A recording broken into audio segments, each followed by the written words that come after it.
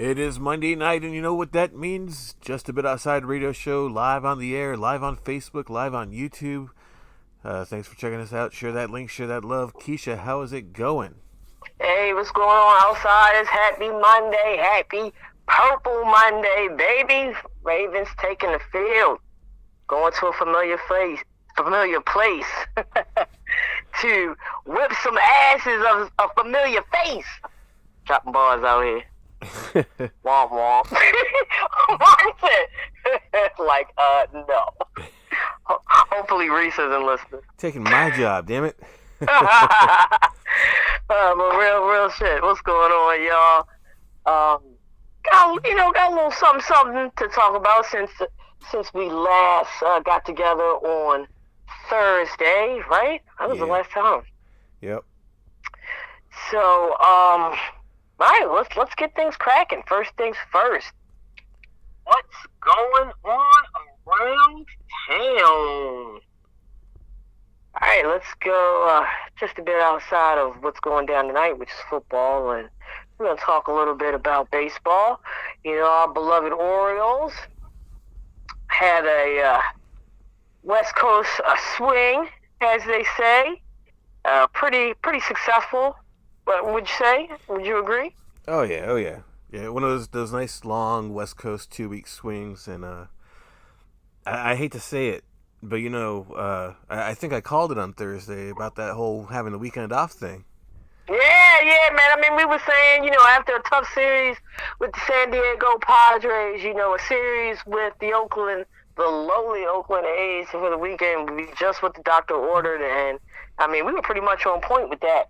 3 straight wins for the Orioles, sweep, another series win for the O's, and I believe now we are sitting at, 77, 78 wins? Yeah, something about that, yeah. Yeah, crushing the stats. Of course they're crushing because we're still in first place in the AL. But, you know, just continue to exceed expectations this season. I believe that we do right now currently hold a 3-game lead over the Tampa Bay Rays. Yes. And, you know, I don't know if you've really been following, Mark, but, you know, Rays got a little bit of drama going down. No, I didn't hear about drama with the Rays. What? Oh, my gosh. Yeah, man, they've got this, they got one of the Rays players is under investigation. Oh, yeah. For Wander Franco. He's basically in a little trouble for some inappropriate behavior with a minor. Yeah. And, you know, Wander Franco is, you know, really decent player, a good offensive piece for the Rays. You know, not only that, but, you know, there's another player. You know, we've talked a lot about Shane McClanahan, who is, you know, fully 4-1-0 from the area. Yep. He's been shut down for the season, and, you know, even though these are unfortunate incidents, I mean, I gotta say it, man. Like, the cards are just falling in line for the Orioles, yo. Yeah. Like, you'd hate to see injuries happen. I mean, DeFranco, like, great player. That's a WTF. Trash human being, yeah. Yeah, that's a serious. I mean, we haven't really, you know, really pushed the WTFs, but I think that's well deserving of a serious WTF. We're not going to go into all the details because I hate talking about that type of stuff. Yeah. But I mean, all this is just to say that, you know, they're in a bit of turmoil right now, and it couldn't come at a more inopportune time as we are about to head into, you know, September and one of the most important stretches of the season. As I said, you know, this 3-game lead that we still got the kung fu grip on. You know, we want to continue that, and you know, things are looking good. And you know, not only, you know, are the Rays losing players, but, you know, we are looking to gain some players in the near future. We've spoken about John Means. We've spoken about Tyler Wells. I mean, so now we have all of these cards, and Brandon Hyde and the Orioles are going to have to figure out, what to do with all of these pieces, man. Oh, for sure. And, days away really from the 40-man rosters opening up. Yeah, yeah. It's crazy. And let's go ahead and you want to explain that a little bit? Yeah, like once I guess fall hits. Yeah, September 1st. MLB Correct. is feeling generous. Yeah, that's a good way to put it. Perfect. The rosters expand up to 40 man. A lot of them bringing up talent from AAA mostly. Sometimes you'll see like a rare AA guy get bumped up. Yeah. And a lot of those minor league teams, they most of them definitely don't make the postseason. So you kind of wonder how those teams with the good farm systems, I don't know, like the Orioles. Yeah, they've been. Yeah, absolutely. Teams might be going further in the postseason for the minor league, so we might not get the guys right away. Right. I mean, I know that there's been a lot of talk about, Jackson Holiday. We haven't really, spoke a lot about him just because the Orioles have been doing so well over the past couple of months. But, there have been some people, advocating for him to get bumped up. I'm not really sure. I am most interested in what moves they make as far as pitching. As of late, our guys have just been doing, really well, and it's a good problem to have. You know what I mean? Especially if you're the Orioles and you know that we haven't been great, with the pitching. But, we talked last week about Flaherty. We've seen a few games from him, and, I'm imagining that, this guy might be on the fence for real. I mean, if you look at his production in regards to Kramer, and Kramer is sitting at, I think, like a 11-4, 11-5 record. Something like that. Yeah. And Kyle Bradish isn't too far behind. I mean, we've got some serious ass decisions to make, and unfortunately, somebody's going to end up with the short end of the stick, man. And I'm wondering if. Yeah, I mean, we got Flaherty for a reason, but to me, he's been a disappointment, yo. I'm gonna go ahead and say it. Oh yeah. Grayson Rodriguez is even. I feel like as of late, Grayson's been pitching, better than him. Yeah, and he got so crapped on at the beginning of the season. Yeah, it's just like he's managed to make a 180. So, like I said, with Brandon Hyde and the pitching staff, they got their work cut out for them. But, it's a good problem to have. It's a good problem to have, man. I love that you brought up Dean Kramer, though, because I did a little, refreshing history on myself a week or so ago. Do you remember when we got Dean Kramer? Dude, yes, I do. So for all those people that were like, oh, that trade's not going to do us anything. Manny Machado trade. Yeah. It really turned out, and I for one was not a big Dean Kramer fan, but this season he has really come through for the Orioles, especially with the absence of we're supposed to be two of our horses. And, oh, definitely. Yeah.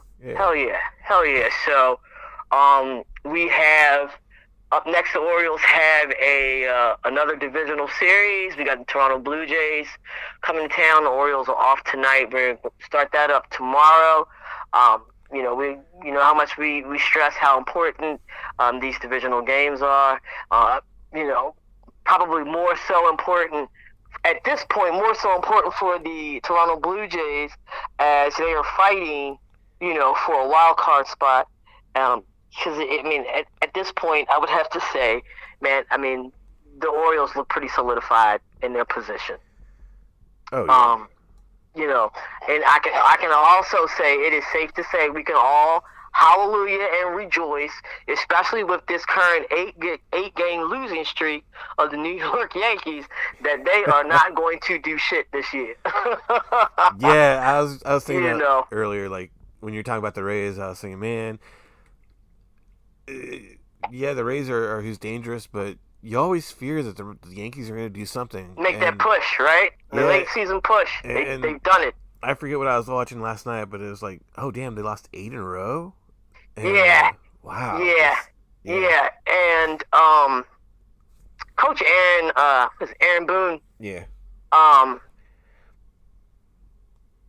you can. I'm gonna try to choose my words a little carefully here, but I mean the feeling that I'm getting from the most recent post game press conference, dude, he's at the end of his he's at the end of his wits, the end of his rope. I mean, he seriously looks defeated.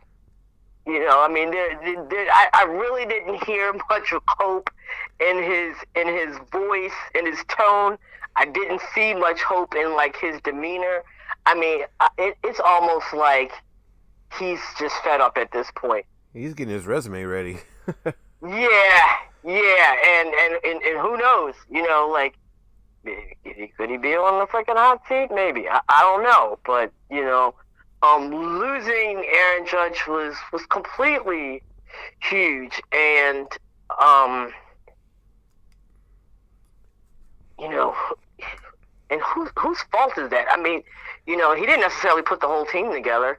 Yeah, You know what I'm saying? Like, I really don't. I can't say for sure because I don't watch any Yankees games that my hatred goes that deep.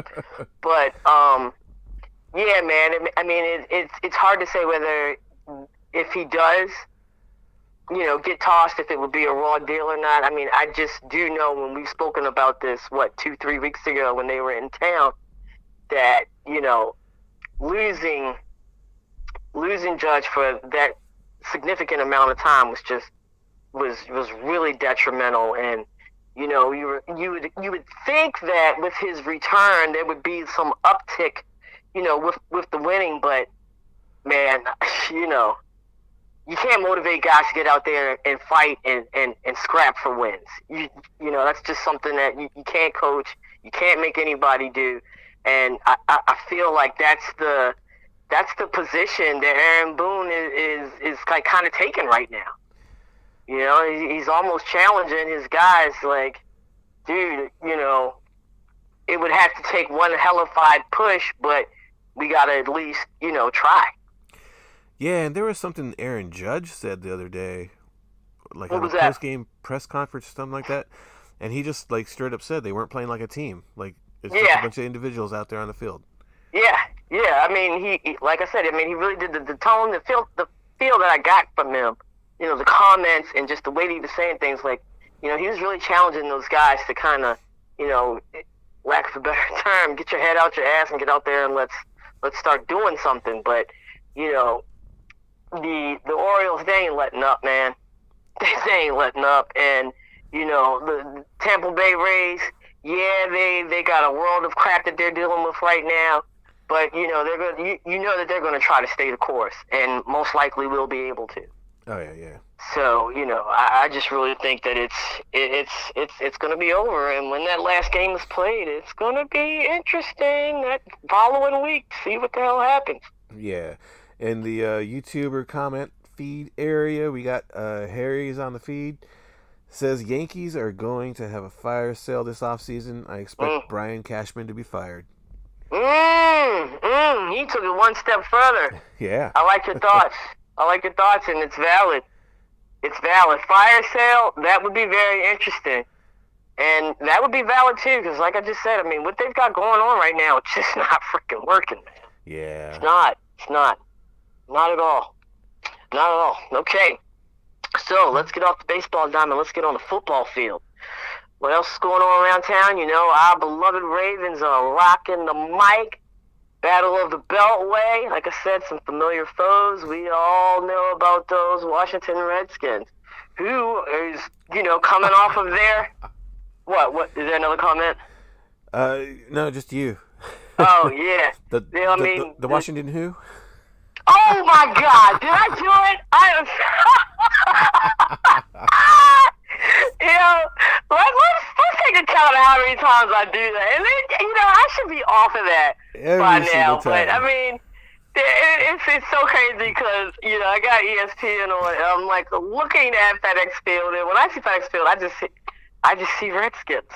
But sorry guys, Washington Commanders, who really aren't in command of anything. Because what I was about to say is they're coming out of their own shit. I mean, we all know about the horrible individual that is Dan Snyder. They've got new coaching, new everything. And honestly, I guess if you are a fan of the Commanders, you're probably slightly hopeful because it's just been such a cluster F, down there. And, not even just with management, but, with coaching, with quarterbacks. I mean, they must have the most almighty God quarterback carousel of like all time. Yeah. And it's just, you're just hoping that they'll be able to put something together this season. I mean, at least have a step in the direction of improvement, because it's just, like I said, it's just been so horrible down there. But so Ravens take to the road to go down to FedEx Field. Last time I checked, Ravens were 1-point favorites. Over under 37.5. Mark, who is going to shine tonight? You could pick a player or two, or a tactic. I mean, anything. What are you looking forward to really shine and really stand out with tonight's game? I think we'll see more of the backup quarterback questions. Yeah. As of, what was it, Saturday, Tyler Huntley was listed as questionable. We all know that they can still play when they're listed questionable, like by game time. So will Huntley play? Won't he? And I think we'll probably see a little bit more of Anthony Brown and Josh Johnson, just to see, are we going to carry three quarterbacks? If we do, who's that third guy going to be? And between the two, Brown and Johnson, I think we have a pretty good idea of who's been doing better thus far. But just for conversation's sake, who's been looking better between the two quarterbacks? Oh, definitely, yeah. And which one? Between Johnson and Brown. I think overall, probably Johnson had the edge a little bit more. I like Anthony Brown. Like he came through a couple times there in the past when Lamar was out, and then Tyler Huntley was out, and and everyone was out. Right. But he did have a little play last week, and maybe didn't quite grasp the offense as well as other guys. Yeah. Agreed. All right, so we all know what the deal is. The Ravens are still the preseason champs, 24 games, 24 wins. Do we continue to rock the mic tonight, man? I mean, can we get it done? Yeah, I think more than likely, yeah. And I'm gonna go crazy on a preseason game here. Do I want to? Yeah. I'm going to say take the over on the points. Okay, and you know what? I'm going to agree with you because I just did that. Really? I just did that. Yes, I did. You know how I feel about preseason games. Yes. But, I'm expecting a little offensive action tonight. With the Ravens, I feel like it's become like a thing with us to have quarterbacks with certain skill sets, and and those skill sets tend to more offensive games, and I think that will be the case tonight. I also feel that the Commanders coach Eric is Eric Bieniemy. Am I getting that right? Enemy. Bieniemy. Yeah. Yeah, yeah. You know, he's coming into he's coming into. I mean, honestly, I feel like he's coming in as a disadvantage. He's trying to really start and kind of rebuild a franchise from scratch, and that takes, it takes a lot. It takes putting in a new culture. It takes evaluating everybody to see if they fit into what you want to do with the team. Yeah. And I feel like that's going to take some time, you guys. And even though we always say it's preseason, we've got a lot of guys who are actually fighting, for positions and things like that. It's going to take some time to really, get some consistency and to get some things going on that squad. And the Ravens are already a well-oiled machine. I'm expecting them to go out there and keep this, even though spread is really low at 1. I was actually kind of surprised to see that, but I really feel like it's going to be business as usual for the Ravens. So we're going to do a double dip on the easy money picks tonight. As Mark said, we'll let Mark have that over 37.5. I like it a whole lot, and as of right now, Ravens -1. Go ahead and book it. Make it a 2-teamer. Get that money tonight. I'm really liking our chances to keep it going. Speaking of the Ravens being a well-oiled machine, Harry dropped a couple of comments on the YouTube feed that they go together about the same topic, and I really want to get your thoughts on this. Okay. I think it was bad for the Commanders to practice with the Ravens. They just seemed in awe of how the Ravens are run, to how bad the Commanders were run for the last 24 years. He goes on to say, all of that came from the Commanders' media. If anything, it probably helped the Ravens recruit some free agents from next year from the Commanders. and an interesting note, I don't know if you heard, but coming out of that joint practice, there's a little bit of heat like usual with these teams, and Mark Andrews actually ended up injuring a cornerback from the Commanders. Yeah, I did. I heard about that. I did hear about that. I mean, hey, man, like, I totally dig it. Whether it's a good or bad thing. I mean, dude, that's the way cookie crumbles. Teams practice together, all the time. But I mean, when you got it good, I mean, I guess that's just a natural result of, right? But I mean, whether we get players from them, that would be really messed up. But I mean, that is. I mean, to be practicing with somebody and then wanting to be. I mean, that's like some Kevin Durant shit. I feel like like wanting to go to the dark side after the fact. You know what I mean? Like, man, that's rough. I mean, but hey, I mean, it's all part of the game, It's part of the game. Yep. Hell yeah. All right. Let's keep this thing moving. Let's keep it football, man. Let's talk about some of the other teams. We've got a pretty good. We've got some preseason games under our belt. A nice little sample set. Is there any football team out there that you have been impressed with thus far in the preseason?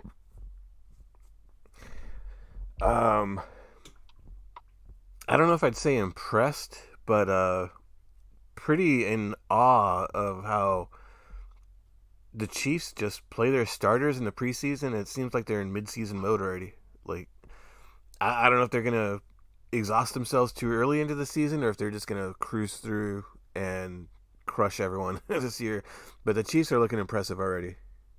Okay. I mean, this, you might hate me for this, but I'm going to go ahead and say it. I'm going to say in the same division. Okay. Dude, yeah, the Raiders. Oh. They've been looking all right. That's the Raiders every year, though.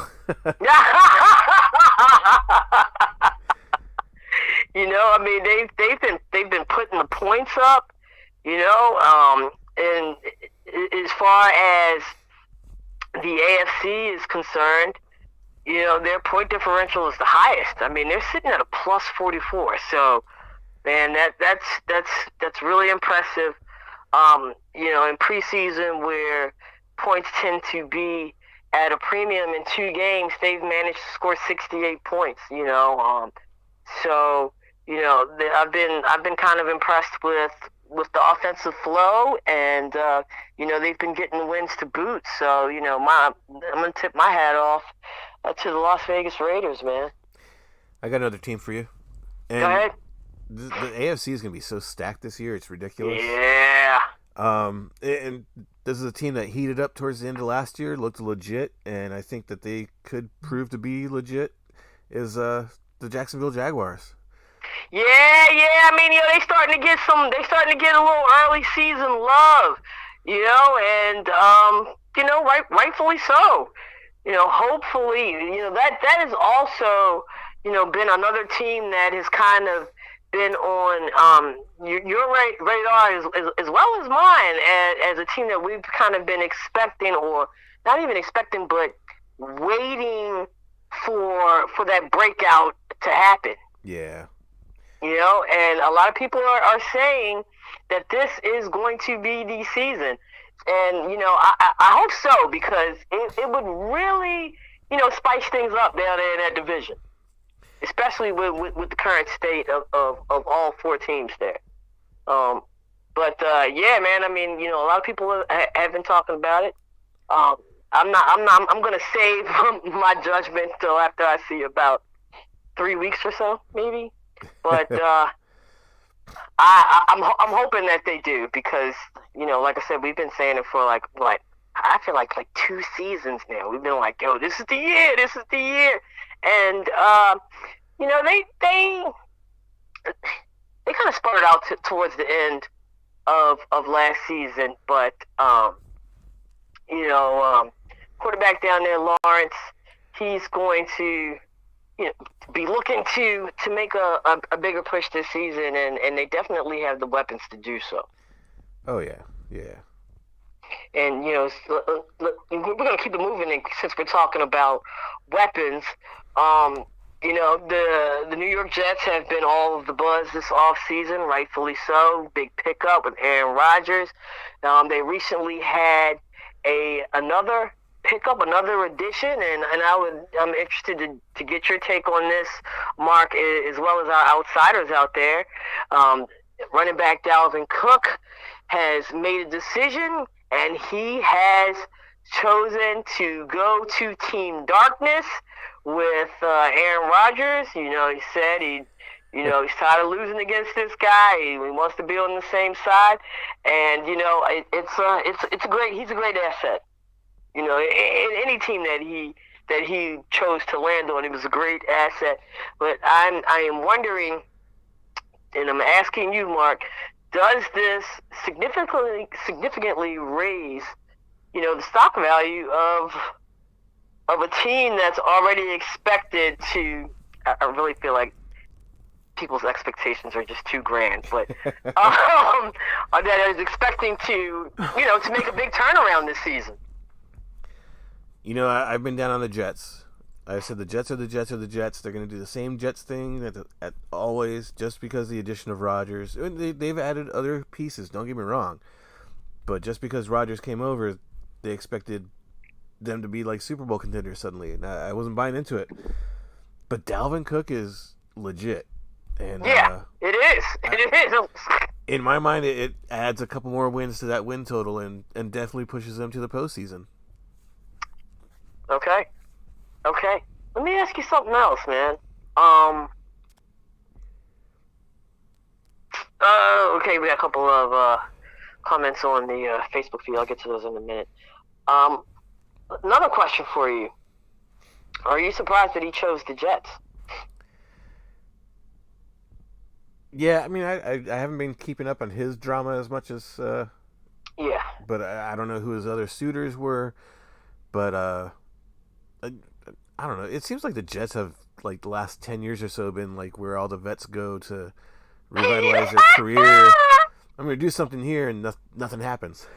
Yeah, yeah. No doubt, no doubt. I was actually a little surprised, but I mean, there are a lot of people out there that believe in Aaron Rodgers. I thought that he might choose a team that had a better shot at getting to the big game, but hey, what do I know? What do I know? It's funny But that he had that rivalry with Favre for so long, and he just kind of followed Favre to the Jets, and makes you wonder if he'll end up in Minnesota one day. right, no doubt, no doubt. Hell yeah, hell yeah. All right, we're gonna keep it moving, but everybody's definitely got their eyes on the Jets even more so now with this big pickup. I mean, Yeah. Greeny's like losing his mind. Jets all the way. I'm like fucking crazy. Calm down there. Hell yeah, hell yeah. All right, so from the gridiron to the hardwood, let's talk a little basketball, dude. At least we talked a little bit last week. We kind of, threw it out there about this in-season tournament with the NBA. Yeah. And I feel let's give it a few minutes before this game starts up. So, yes. Is if we don't have enough basketball in a regular season and they don't have enough games to play, the NBA has announced that they will be having their inaugural in-season tournament, which will start November 3rd and end December 9th. I mean, that's almost a whole month, which is just, even more so interesting to me. So, let's talk a little bit about that. So, there will be the 30 teams have been randomly drawn. I wonder how random that was. Look at these groups. I'm like, what? But it's groups of 5. So there are 6 groups, and they're within their conference, and they try to say they based it on their win-loss record from last season, and basically they're gonna have a tournament. I think it's going to be about 67 games, and each team will also continue to play the 82 regular season games in the season. And just while I'm explaining this and the words are coming out of my mouth, I am shaking my head. Do you know why I'm shaking my head, yo? Huh. What did we talk about? And it's just so crazy. Like every single NBA season, especially over the past 2-3 seasons, load management. How do you think? Do you know where I'm going with this? Like, how do you think there's going to be more of that as a result? Less? I mean, do you think that's going to affect the load management? Maybe more so towards the end of the regular season. Yeah. Because it's early enough in the season that load management shouldn't be an issue then. But depending on how badly these players really want to play for this tournament, for this prize, whether the coaches think it's worth it, I think we'll definitely see some teams be like, whatever.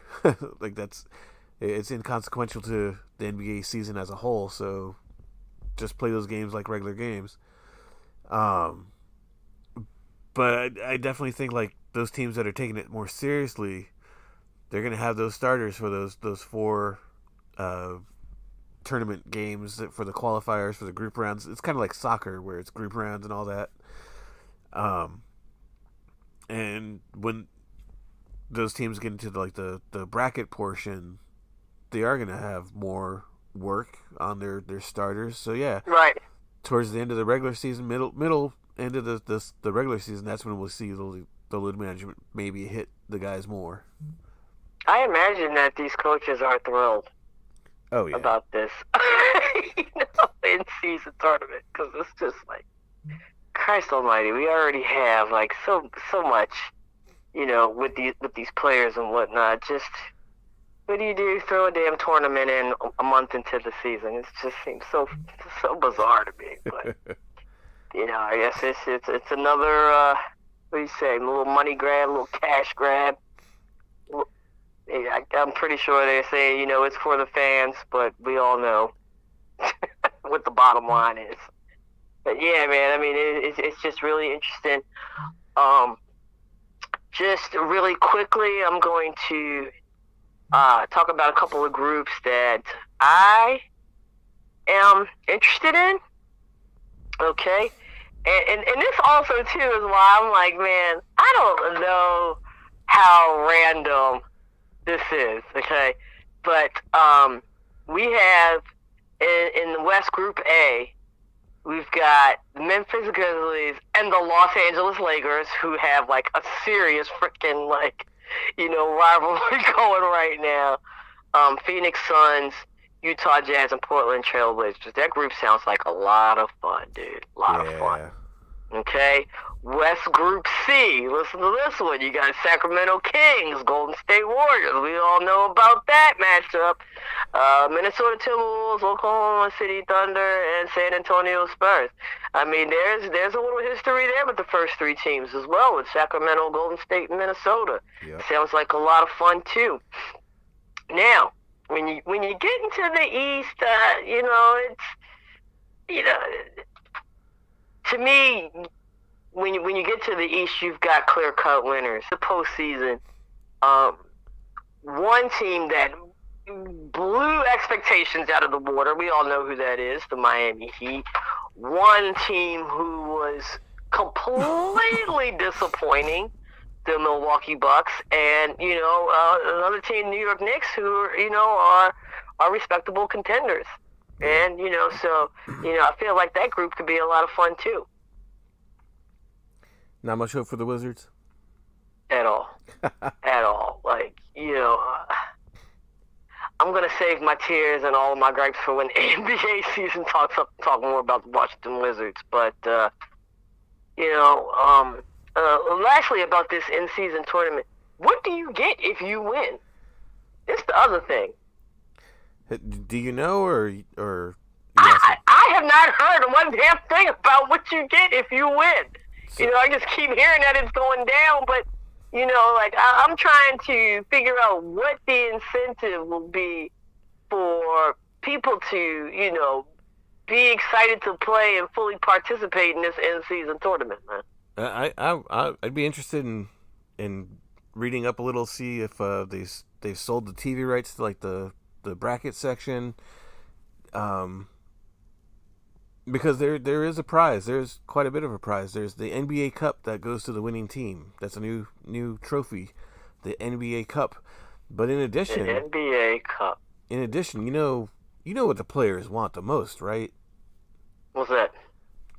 They want that bag. Yeah. The winning. But I haven't heard any monetary prize. The winning team, each player gets a $500,000 each. The losing team, each player gets $200,000. Quarterfinalists or semifinalists, losing semifinalist teams get $100,000 each, and even like the quarterfinalists get like $50,000. Are you serious? Yep. So there's some serious money being thrown around. Oh, that's the incentive enough for you to get your butt out on the floor and ball the hell out of control. Invoke the spirit of Kobe Bryant out there, Joe. I did not know that. I will say, I admit, I did not know that's what the prize was. That's legit. That's legit. Adam Silver, yeah. You crafty devil.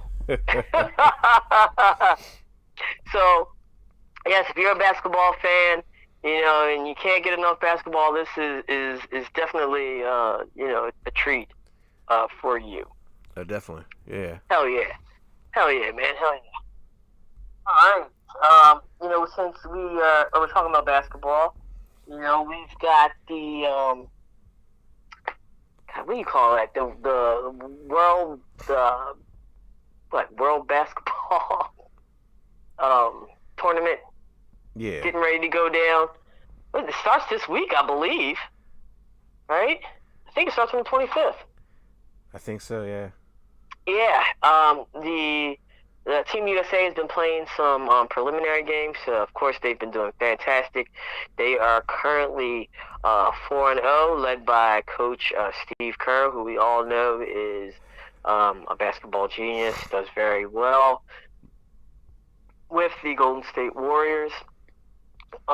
Just want to give a quick shout out, man, to a player who seems to be emerging as a star in this tournament, man. Anthony Edwards has been balling the hell out, man. He's been taking the reins and doing the damn thing, you know. And I just want to, give him a shout out because there has been,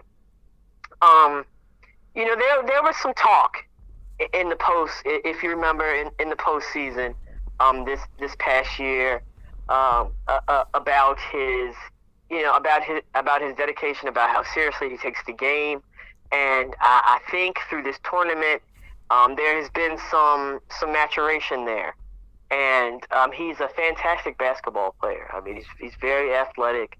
I almost want to say like this talent wasted on a Minnesota Timberwolves team. But him stepping up and really maturing in his game, that's a big come through, man. Big come through. Definitely. Hell yeah. Do you know where the World Basketball Cup takes place?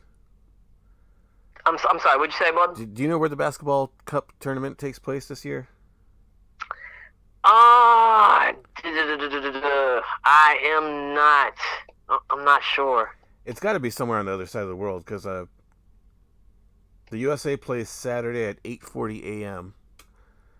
and some of these games start like 4 a.m. So it's got to be maybe like Japan. Okay. Yeah. We're over there in Asia. We're in Asia, Philippines, Japan, and Indonesia. Which now this is starting to make more sense to me. I don't know if you outsiders have been following the James Harden drama, but he was kind of what? Woo! That's a whole 2-hour show in its own. He was in China going the hell off. I mean, he called this owner of the Philadelphia Sixers everything but a child of God, for real. And there's been an investigation going on. James Harden has been requesting a trade, then demanding a trade. There was going to be a trade, then all of a sudden they just was like, "There's no trade. We're ending all trade talks." James Harden got completely pissed off and took to the mic. Since then, Joel Embiid has gone to social media and removed some Philadelphia 76er things here and there, and we all know in this day and age this is how those young bucks like to communicate. Like I said, I mean, they're just looking like a team that's about to spin out of control, and it's just so crazy because they have such a great looking team on paper, man. Oh yeah. They have for years now. Yeah. So I don't know. It's going to be. I think that in itself is going to be very entertaining in the Eastern Conference. And regarding that particular team in the next couple of months. I mean, because we all know an unhappy James Harden is a thing to deal with, man. It's a thing to deal with. Oh yeah. Oh yeah, I'm myself wondering why they don't just let him go, At this point, they just need to, like. Yeah, like it's so weird.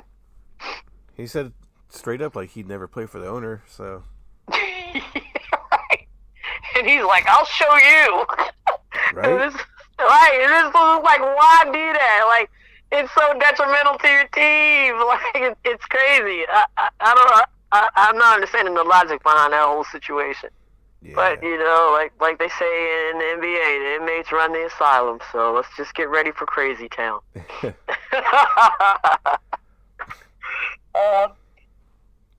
you have any real on wrestling for us before we get off? Because this game is about to start very soon. Nothing of note. Just AEW. They've been talking about it for a while now. This Sunday is their huge Wembley Stadium show. 80,000 fans packed in London. I think the 0 hour pre-show starts at like noon. That's always free on YouTube, like their Twitter, everything, and it's really crazy. I sent you that clip of the MJF Cole trampoline park thing. Yeah. Even though they're Which was hilarious. Yeah. Even though they're in the main event fighting each other for the world title, they're going for the ROH Tag Team Championships in the 0 hour portion of the show. Nice. And I think that whole show is going to be amazing. I'm looking forward to it so much. I can't wait. Awesome. You can't wait to hear the recap of that once it goes down, man. Oh, yeah. Hell yeah. All right. Well, I do got one more thing for you, too. I'm sorry. Yeah, go for it. I know you're pumped. I'm pumped. But I don't know if you knew the news, so we might as well disseminate it for everyone out there that are Star Wars fans. Yes! But Ahsoka's coming out. Originally is set for a Wednesday. It's still technically a Wednesday release, even though they've made some changes to the release schedule. I don't know if you knew. No, I didn't. I didn't hear that. It's still a 2-episode premiere. It's still dropping on Disney Plus.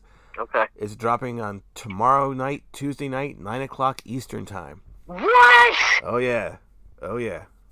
So crap! I'm supposed to go to a baseball game tomorrow. Now I'm like rethinking my whole life. I don't have to get up ass early at like 3 a.m. to yeah. watch it. Yeah. Maybe I'll just catch it when I get home. There you go. From the game. Yeah, man. But that's a surprise. I like that. I think it's part of Disney restructuring Disney Plus because there have been some problems with it, but. Really? I think if they see the numbers go up, that's when we'll be seeing them drop their shows from now on. Okay, sweet. Yeah. Definitely, all of those Star Wars fans, including myself, is anxiously awaiting this drop, man, because all the trailers, all the commercials, and everything look straight fire. Oh, yeah. Hell yeah. Do we have any other comments on the feed? Let's see. During the NFL portion, John Champion on Facebook says, though they aren't my team and I really don't expect much, I'm thinking Bryce Young is going to be a bust as the number 1 pick. Panthers, SMH. You know, he's been getting the business from the media, and you know who else too who's like, you know, walking a fine line? Jordan Love. Yeah. And you know, I kind of feel bad for him because he's, you know, that's another organization that needs to get their shit together, man. And, you know, I feel like it, you know, when it comes to stuff like that, it starts from the top and trickles down to the players. So, and, yeah, well, I mean, those quarterbacks will definitely continue to be under the microscope over the next couple of weeks, man. Definitely. And good luck with that, John, man. You know, that's a rough one, too. Oh, yeah. I'm not really sure about his future in the NFL. It's a rough one. Rough. As always, Harry's dropping all the NFL news for us. Ezekiel Elliott to the Patriots. Yes. You know, I can't even call him Freaky Zeke no more. He done cut his hair off. He looks like no longer looks like an Ewok. He looks like a regular person. I don't know how I feel about that. I'm a Freaky Zeke fan, and now he's really joined the dark side. So I can't even root for him anymore, man. I can't even bring myself to draft him, even though I feel like it's going to be a good fit for him. I think so, yeah. Yeah, you know, what did we talk about, what was it, maybe 2 weeks ago? With Belichick and his feelings about the current quarterback? How do you remedy that? With a beast of a running back. Yep. It's a good move. Good freaking move, man. And that's just one more other, you know, weapon that's come to the AFC, man. It's just... Right, yeah. It's crazy. AFC is the place to be. What's up? Speaking of AFC, them Ravens about to take the field, baby. So we're going to end this joint. Baltimore, you know how we end this show. Spread love, yo. You know, I just recently heard that, COVID numbers are kind of creeping back up. There's a new strain out there, so I'm going back to saying it. Wash your hands. Wash your ass. I'm Keisha on the other end of the line. My main slice of pizza, Mark, and we are just a bit outside. Peace, peace.